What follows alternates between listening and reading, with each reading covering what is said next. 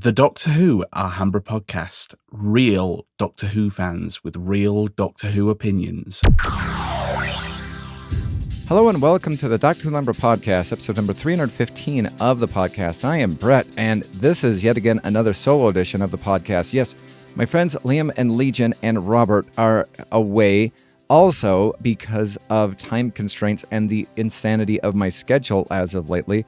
I have still no time to edit the two recorded podcasts that I have in the bank, but in giving you something from the Doctor Who Alhambra Podcast, I am recording a solo edition of the podcast discussing some things that I think are very important for the new series of Doctor Who, and perhaps, at least where I may be going forward or not going forward as, the podcast goes.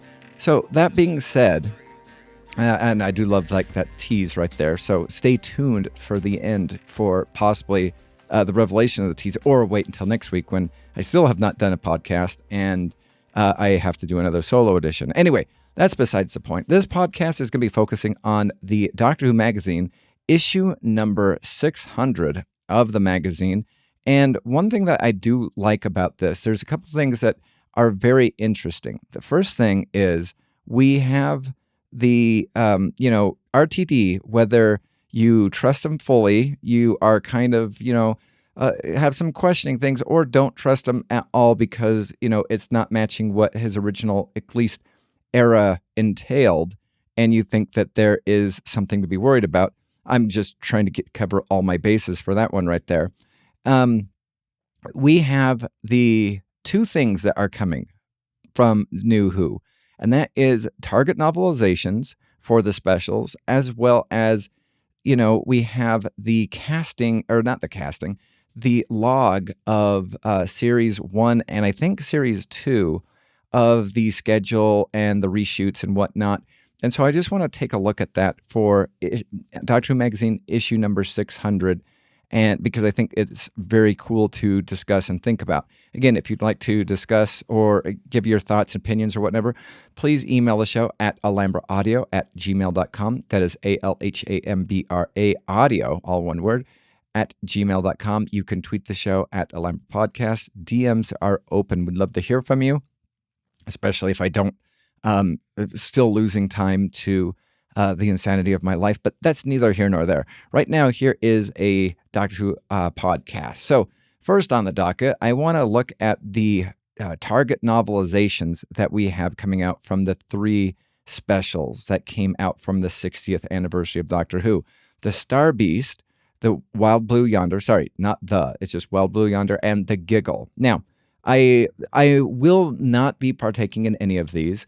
I only liked one out of all four specials, including the Christmas special, and I do have some concerns about this going forward, but I do think it is very interesting to discuss and to kind of look at the information given to us by the Doctor Who magazine.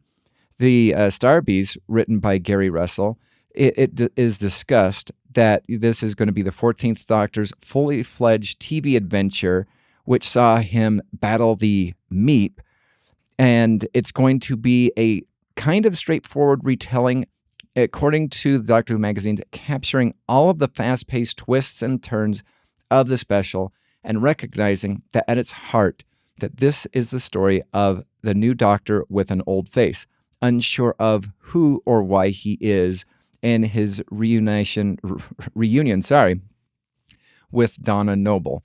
And it's discussed, Russell says that he also makes more of the return of Donna's mother, Sylvia. In his hands, Sylvia boils with the contradictions between her love for her daughter and her resentment towards the Doctor for robbing her of her memories.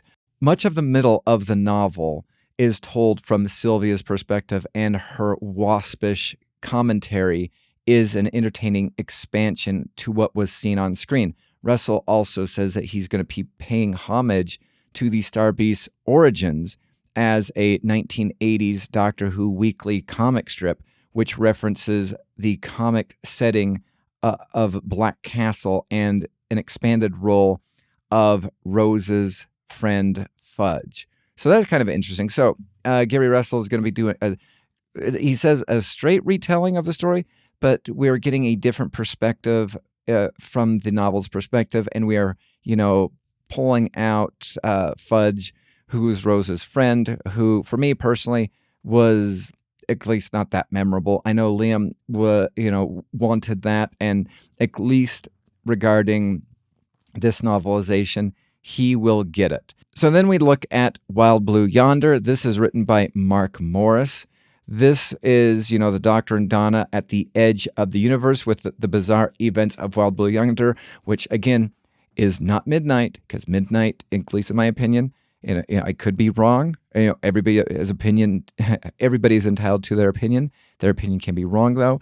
And I will say, I think midnight is not a good story. I don't find it interesting at all. I like to skip it along with some of the standard, what are some of the ones I skip? Oh, what's the painting one? Anyway, Fear Her. There we go. Thank you, Brain. But yeah, it's, to me, it's more of a thing episode, and that's what I really like about Wild Blue Yonder. It says it was wise to choose horror author Mark Morris to adapt the script. In some ways, the episode plays as a spiritual sequel to the 2008 10th... Oh, you gotta be... No. Okay, a spiritual sequel. Okay, whatever. A spiritual sequel to the 2008 10th Doctor episode Midnight, and another nameless terror infiltrating an isolated spacecraft and imitating the occupants. Morris makes much of the creepy atmosphere and a frightened TARDIS running away. The vast and empty spaceship and the Doctor and Donna's duplicates with their grotesque, misproportioned limbs, unfathomable desires, and hungry eyes. He also picks up the baton from Gary Russell in continuing the exploration of the Doctor's guilt and grief after the... Oh, come on. All right. I just basically just am reading this day and date. I just thought that would be kind of interesting. So we're getting further explorations into the flux, which, again, this is one of the things why I'm possibly out. There's a couple of reasons why I'm possibly out on New Who. One of it is, and it's something that Liam said in multiple reviews about the new series, and something that I've heard many, many other reviewers and things say, is that the new series of Doctor Who is going to be looking at the more magical side of Doctor Who universe. And anybody who knows me, I am out on magic. And then, of course, we have the flux, which everybody was wanting it to be erased. Well, until RTD said that he is going to take it. So then everybody, now for some reason has more love for the flux because I'd have more love for the flux if it got forgotten. That would be my love for the flux. Anyway, it says, and the grief after the flux event wiped out huge swaths of the universe. Oh, really? That happened? Because that's never been, ever delved with before. And Donna's growing concern that all is not well with her best friend. These issues reach, okay, so then that's what the Wild Blue Yonder is. And then the giggle is written by James Goss. And it says, these issues reach the crisis point in the giggle. Without taking liberties, the story, James Goss adds his own distinct voice in the telling, reflecting the toymaker's twisted facetiousness with a liberal use of puzzles, playful typesettings, and whimsical asides sprinkled through the pages. Okay, so they actually might be doing what I actually think that they should have done with the giggle all along, which was focused more on the toymaker and his universe rather than what we got. I mean, we got his universe, and then now he was out of his universe, and he has power outside of his universe. I mean, I think the twist should have been, the Doctor's been in the universe all along. Maybe he never escaped the universe from the first Doctor. Maybe, here's a thing. Maybe he never ever regenerated to begin with. It was just the toymaker twisting, and I don't know. I think that there could have been a lot more done with the toymaker, and I think what we currently got actually makes next to no sense, in my opinion. Anyway, it says the Doctor and Donna fight through the queasy Victorian psychedelia of the Toymaker's Emporium becomes a make-your-own adventure game. Oh, that would be fun. A Doctor Who book, a make-your-own-adventure Doctor. I bet you they probably have done that before.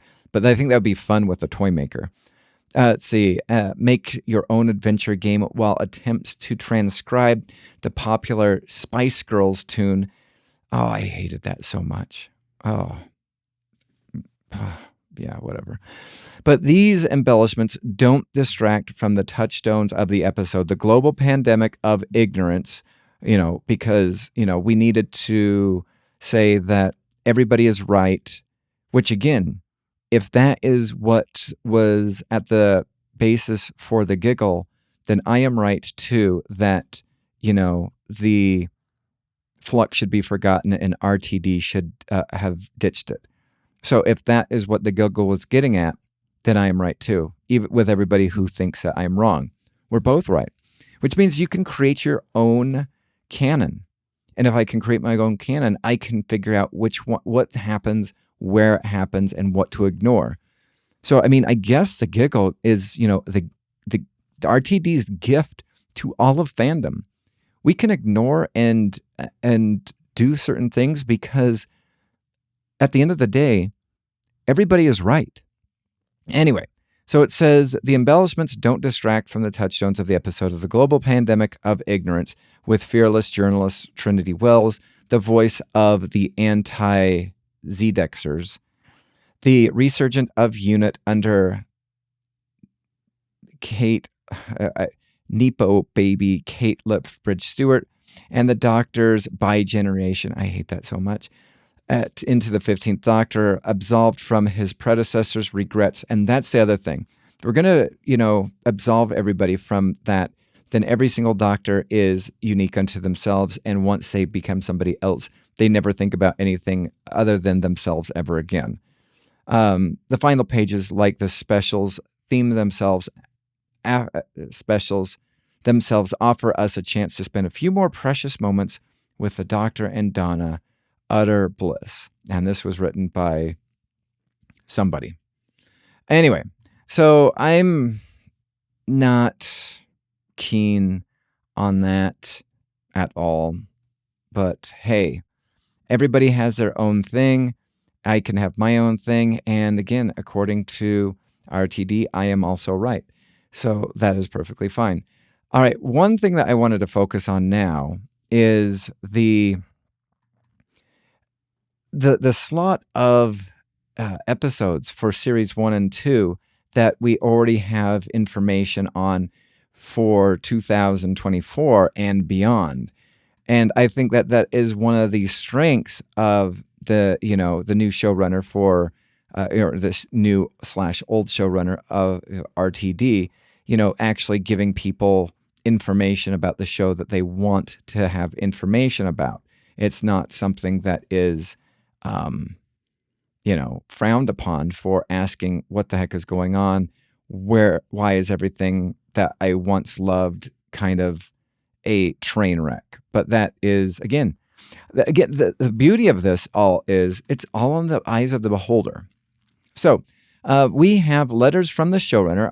Russell T Davies gives us progress reports on this year's episodes and 2025's.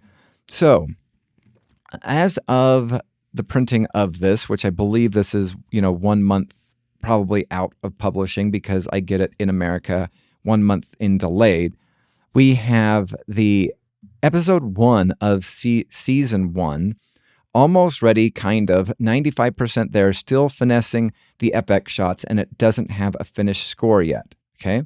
So it sounds like most everything is done for the first episode. Episode 2, The Devil's Chord, I'd say 75% there. I think that probably should have been a Peter Capaldi story, especially since he was, constantly playing the guitar. Anyway, that is just my, nitpick about that. My percentages are reached by the invaluable scientific method of sitting here looking at the rain, whatever, cute, I guess, quote or whatever. Episode 3, 90% complete.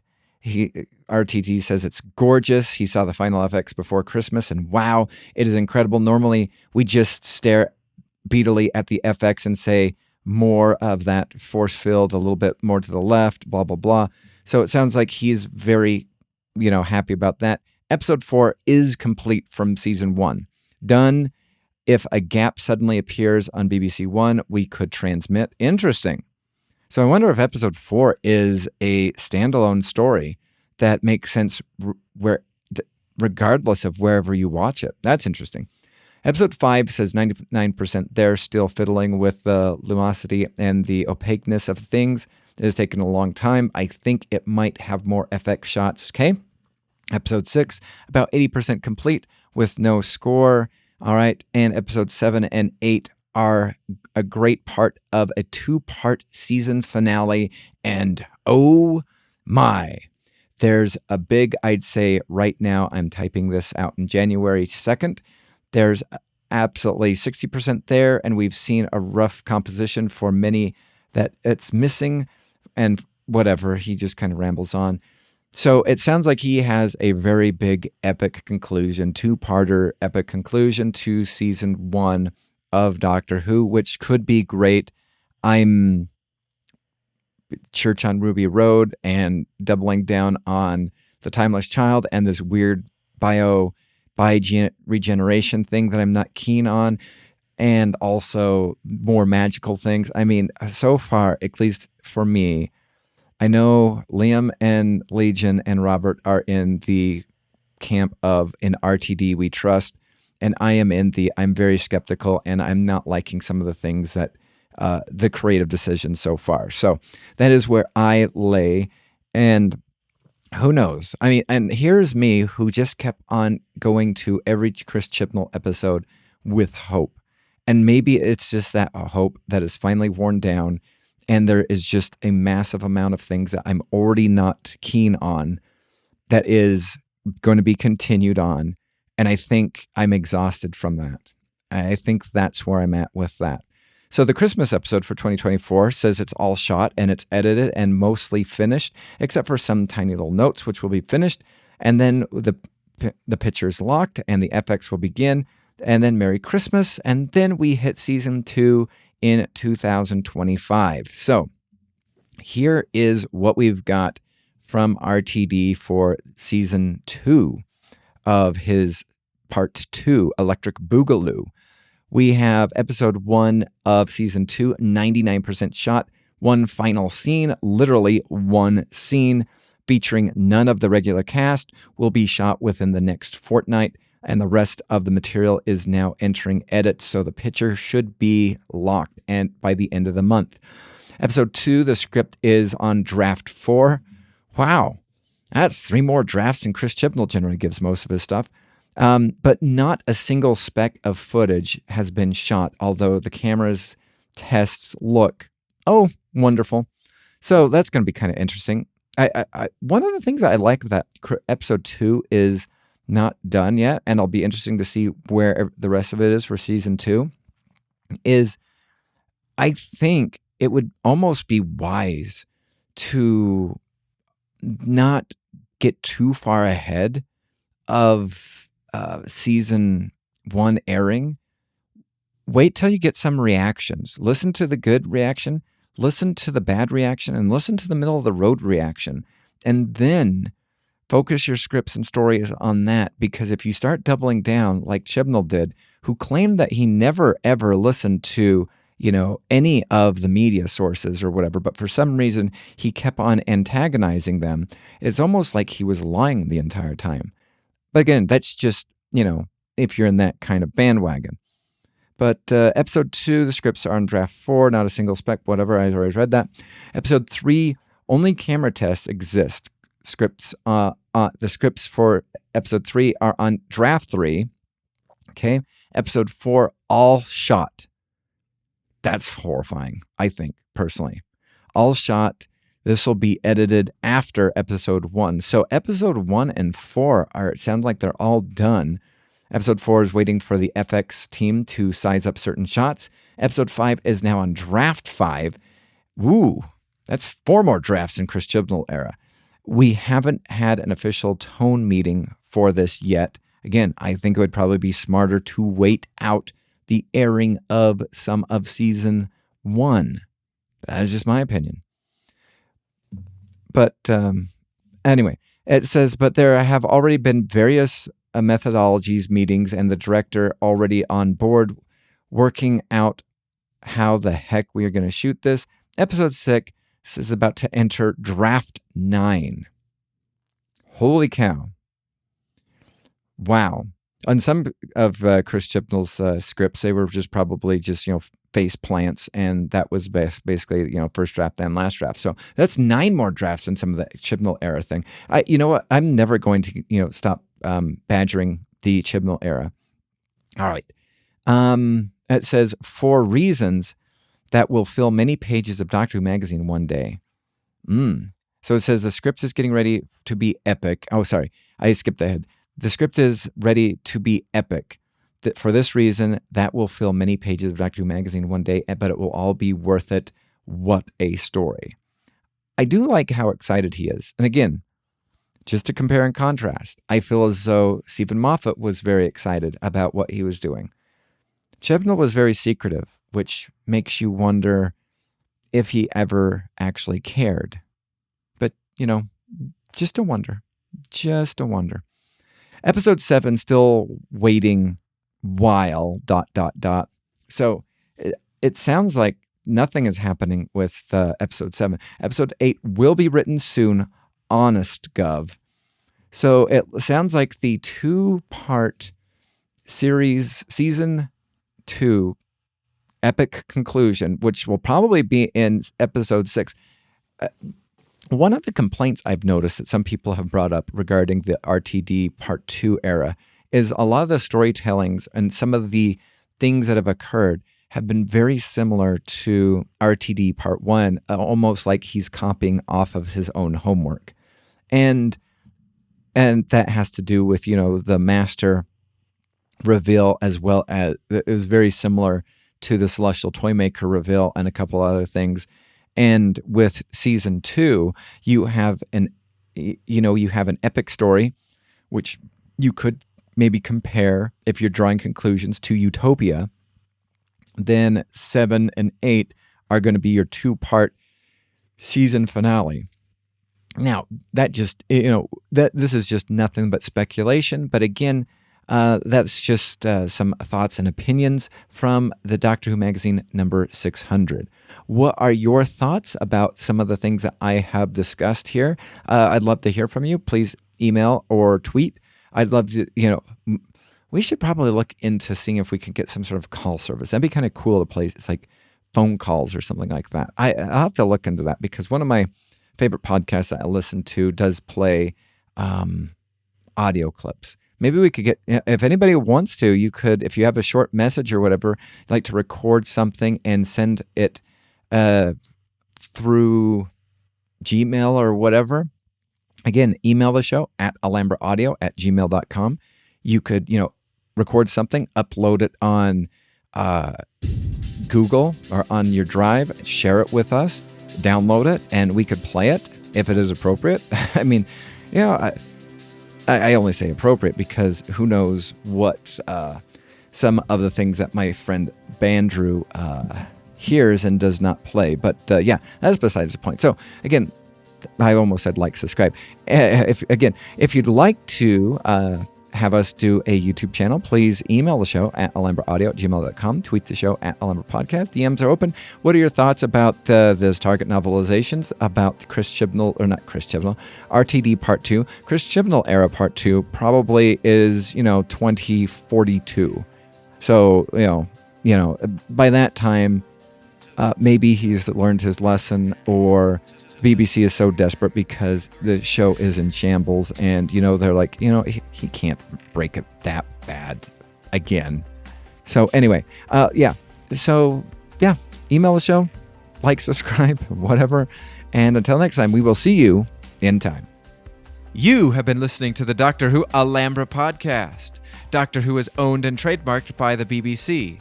Doctor Who Alhambra is not affiliated with the BBC or Big Finish. No infringement is intended. Visit our website at alhambrapodcast.weebly.com or email the show at alhambraaudio@gmail.com. Tweet us at Alhambra Podcast. That is ALHAMBRA Podcast. Thank you.